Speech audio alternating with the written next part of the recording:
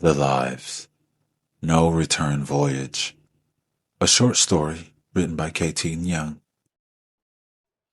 You have to have lived many lives in order to be able to tell this story. Some would call it enlightenment. I will just say, it is time for some souls to receive the sacred memory. Round and around we go, time after time, life after life. Die, live, die.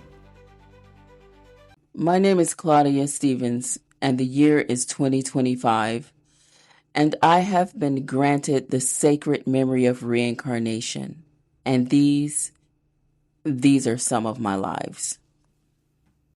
This life is set in 1587, and I am a slave named Lavinia.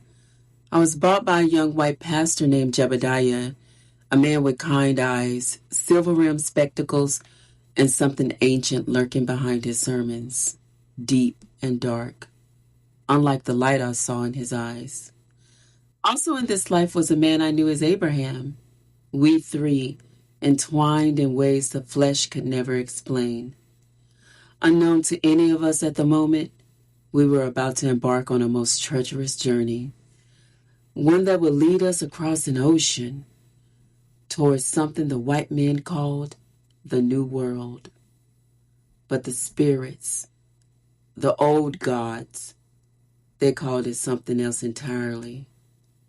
A place of disappearance, of blood, of silence. A place with no return. At least not for us. We had crossed the wide sea to get to what was called the New World. The voyage had been a tremendous undertaking. Many people had died. 2 ships were lost. Only ours, the Good Hope, had made it to what would be our new world. I had not dreamed in the king's years before the voyage. Exactly 3 weeks before the great voyage that Master Stonesteifer said we were to take, little Master Benjamin had suddenly taken ill.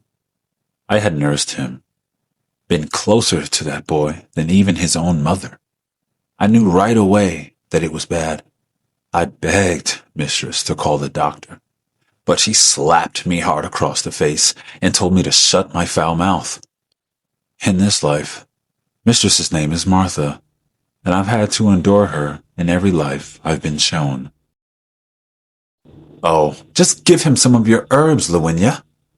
I was so scared for Benjamin. I went straight to Master. He was a wise and kind man. He shared my love of growing herbs to heal ailments. But sometimes, there would be a look in his eyes when he thought I wasn't looking. The gaze was hard, long, and deep. That'd be the only way I can describe it. Through his gold-looking glasses, the kind, loving master would vanish, and in his place, the handsome young pastor would become a snarling wolf, ready to devour. Then just like that, he would be back again. Master Jebediah had taken one look at poor little Ben, gently, but with a speed that was startling. Relief filled my chest, until he started shouting, "Sarah, you silly woman, come now. The boy is ill." Mistress came from the parlor in a huff, giving me a look like a snake, ready to strike.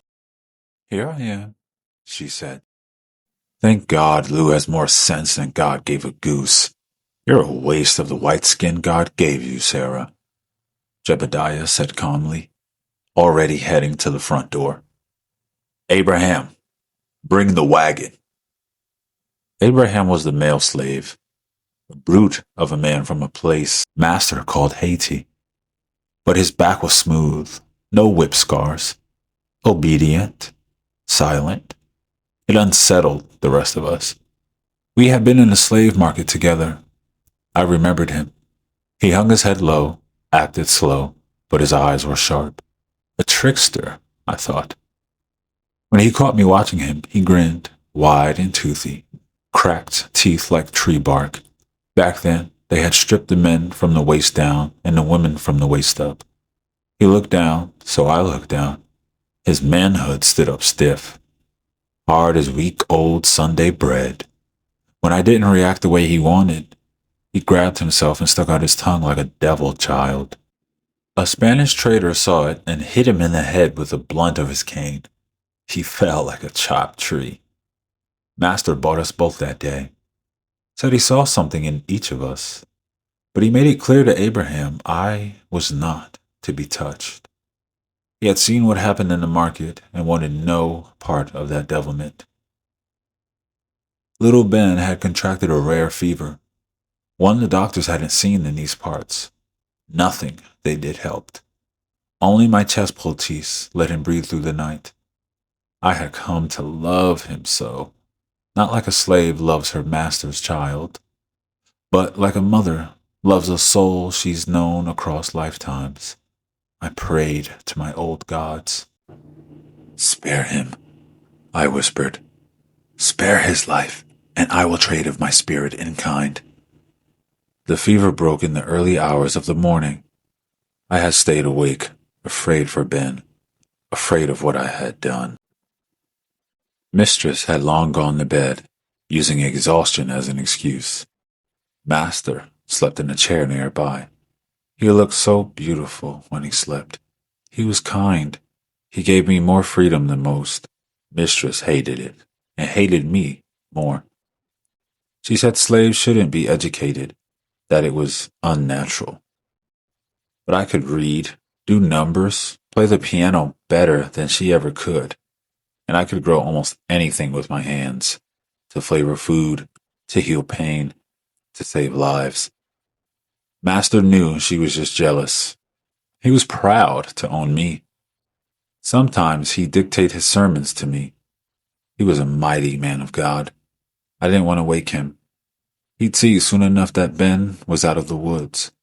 The death rattle was gone. I had healed him with the help of the old gods. But I knew the truth. Nothing is free. Not even in the spirit world.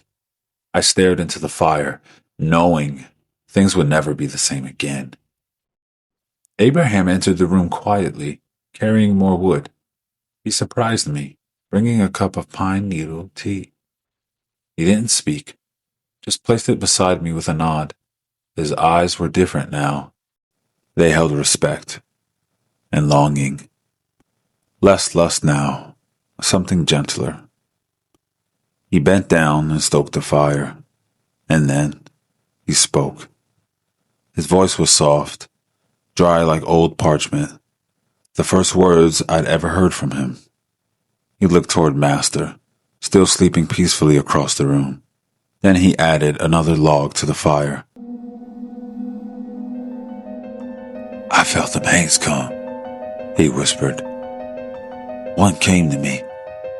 We're all gonna die soon." "Stop that," I whispered back.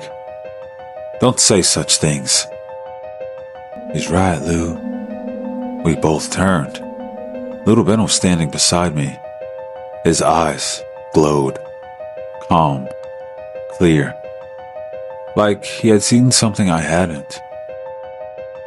"The shadow people told me," he said.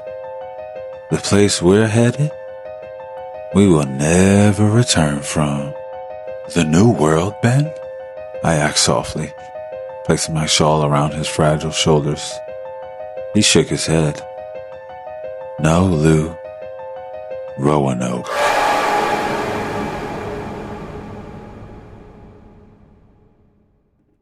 Thank you for joining us for this very special first episode of The Lives. Please like and subscribe. Join us for episode 2. See you in Roanoke.